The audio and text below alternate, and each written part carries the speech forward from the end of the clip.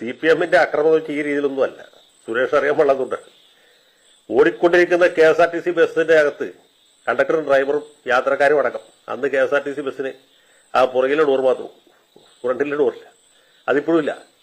ആ വാഹനത്തിന്റെ അകത്ത് KSRTC ബസ്സിനകത്ത് പെട്രോൾ ഒഴിച്ച് കത്തിച്ചു. 4 പേര് അതിൻ്റെ അകത്ത് വെന്തു മരിച്ചു. ഒരുപാട് പേർക്ക് പരിക്ക് പറ്റി, പൊള്ളലേറ്റു.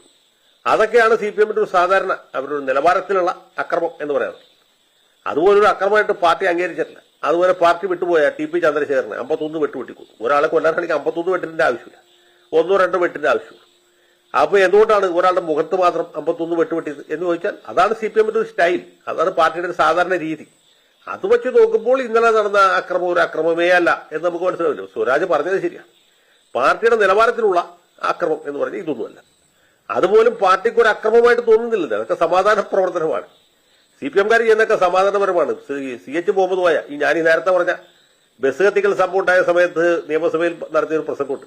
അതിൽ അദ്ദേഹം പറയുന്നത് CPM-കാർ വളരെ സമാധാനപരമായിട്ട് പോലീസിനെ കല്ലെറിയുകയും സമാധാനപരമായിട്ട് ആളുകളുടെ മുഖത്ത് ആസിഡ് ബൾബ് ഒഴിക്കുകയും സമാധാനപരമായിട്ട് ട്രാൻസ്പോർട്ട് ബസ്സിന് അള്ളുവെക്കുകയും ചെയ്യുമ്പോൾ പോലീസുകാർ സമാധാനപരമായിട്ട് ലാത്തി വീശി അതിൽ ചിലർക്ക് പരിക്ക് വെച്ചു എന്നതാണ്.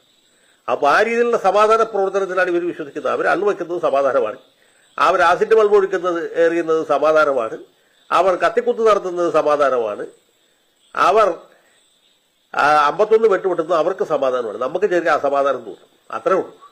അപ്പൊ ഇത് സത്യം പറഞ്ഞാൽ ഒരു വരാൻ പോകുന്ന 5 കൊല്ലം നീണ്ടു നിൽക്കുന്ന ഒരു വലിയ ജനകീയ ഉത്സവത്തിന്റെ കേളികൂട്ടാണ് തിരുവനന്തപുരത്ത് കഴിഞ്ഞ ദിവസം SFI-കാരുടെ സമരമായിട്ടും ഇന്നലെ സഖാക്കളുടെ സമരമായിട്ടും കണ്ടത്. ഇനി അങ്ങോട്ട് സഖാക്കന്മാരുടെ പുറവും പോലീസിന്റെ കൈയും തമ്മിലൊരു വലിയ മത്സരമാണ് നടക്കാൻ പോകുന്നത്. ആരെ തോൽപ്പിക്കും എന്ന കാര്യത്തിൽ വെറുതെ വഴി നടക്കുന്ന കുറെ ചെറുപ്പക്കാരെ റോട്ടിലിറക്കി തല്ലുകൊള്ളിക്കാനുള്ള പരിപാടിയുടെ തുടക്കമാണിത്.